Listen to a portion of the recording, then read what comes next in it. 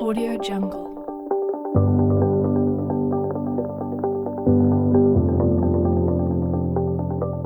The back loop is one of the most technical moves out there. It's definitely one of the easiest to go for because you always fall on your back. Preparation again, watch the video and have it in your head before you go. I think picking your ramp is probably one of the most important things with a back loop. Now, to land back loops, you don't want to have any forward momentum. You actually want to come up into it and stall your speed and actually go real vertical. Now, you're dropping out of the sky, that's the difference. You're going up, you're stalling, you wait until you peak of your jump and then you drop out the sky. Now, this is really important. People that try back loops with forward momentum, don't get me wrong, the people that can do them, okay, they can do it with forward momentum. I've seen people land them off swell and stuff, but ideally when you're learning, you want that real vertical ramp and you want it to throw you real high, real vertical, so you drop out of the sky, and that's the easiest place to be for the back loop. Now, that takes a little bit of time to look and watch other windsurfers. Also, under rotating, I think at first is much better than over rotating. I think that's when people start to really get injured is when they over rotate. Just remember, if it all goes wrong up there, just let go of that backhand. Try not to let go of the whole rig, but if you let go of the backhand, it will kill the power out of the sail and hopefully it will drop you in a nice safe position into the water start, and then you can have another go. Okay, so we're looking for the most vertical, just about breaking point of the wave, and to give me that little bit of more extra speed, what I'm going to try and do is bear away a little bit before I go up. So I try and look at my course of that nice smooth arc going up into the ramp.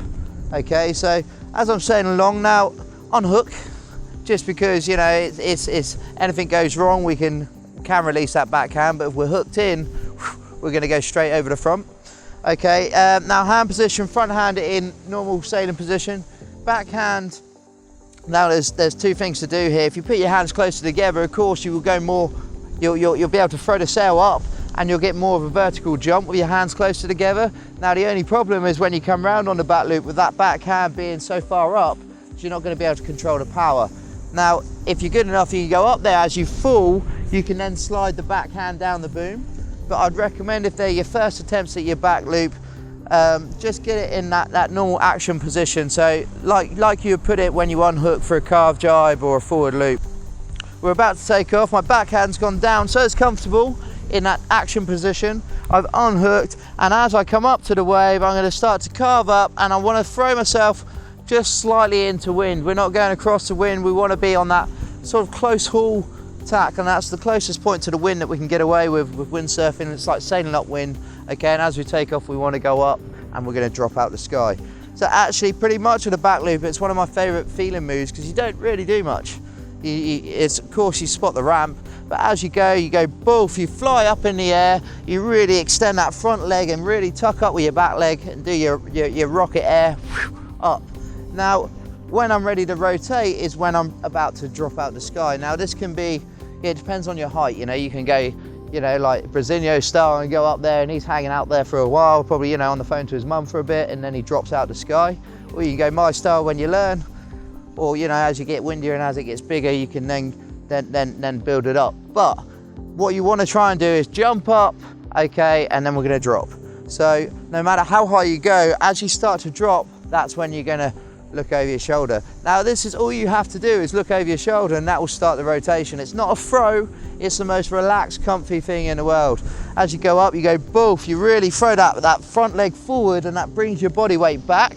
As you start to feel like you're dropping out the sky, all we're going to do is just turn our head and spot our landing. And from there, if I keep the sail sheeted in, okay, it's going to have power, but I'm going to keep that pulled in, keep myself tucked up, keep that front leg extended. If I just look over my shoulder, that's enough to start the rotation.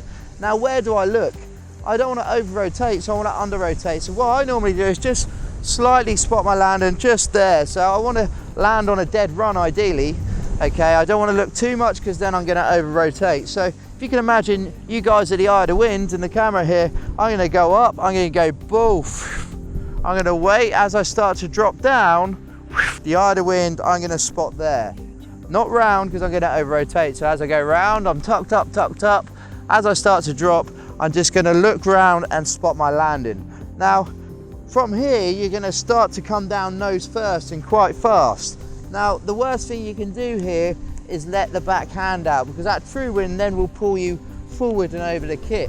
Actually, what you want to do is keep that back foot tucked up and keep your back hand sheeted in and don't let go. Okay, and then if you undercut it by just looking over your shoulder, not too far, just spot your landing there, you look over your shoulder, and as you start to come down, you'll start falling from the sky there. Now, as the nose hits, that's where we want to go small to tall. Okay, and suddenly you're going to get that sudden urge of power as you land, and the clue's going to go through the eye of the wind, and that's why we need that back hand down the boom to control that power. Now, most of the time, with back loops, you finish the few 20 degrees off in the water. As you land on a dead run, you do the last little bit with your kind of nose as it hits. So as soon as that nose comes down, we go from tucked up and then we extend. And what will happen is that clue will go through the eye of the wind, that's you, boom, and it pulls you around, and then we sail off. Now, top tips, keep the back foot tucked up. Okay, the worst thing on a back loop is you come round and you extend too early. That's when you're going to get that flat landing. Under rotate. It's not a throw, you're not going woof like that, that's a push loop.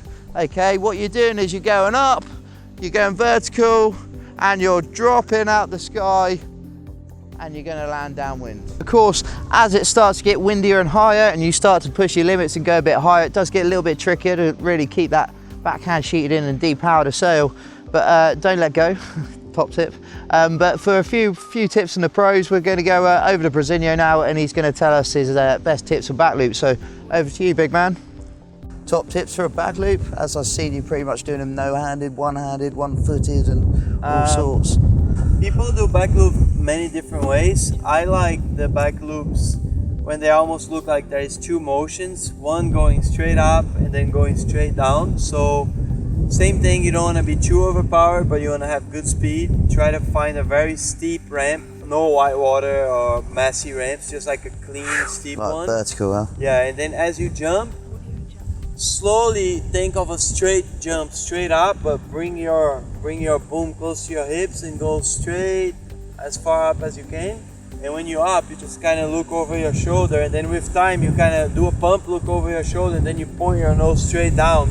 So then you're just aiming straight at the water and try to land it with your nose. Don't cheat out. No, just don't hold cheat on. out. Just hold tight, and also don't land flat, because if you're going high on a back loop and you land flat, you'll be really bad for your board and maybe for your knees. So if you start going high, you always want to land with the nose. I think good tip maybe, correct me if I'm wrong, maybe best to under rotate at first than over rotate. Yeah, definitely feel it out by going a little bit under, because if you over rotate, it can be a little sketchy when you don't have the reflex. Yeah. But then within practice, you start feeling more and more comfortable, and you know how to crash even if you over rotate. But it's that backhand, is it? Whoa. Yeah, make sure you get the straps out as well. You don't want to be just stuck with one foot flying down. I went to let go and I was still hooked in. I was like, whoa, yeah. bang. Yeah, you gotta be careful. Yeah, you don't want to fall with straps and no hands. Yeah, for sure.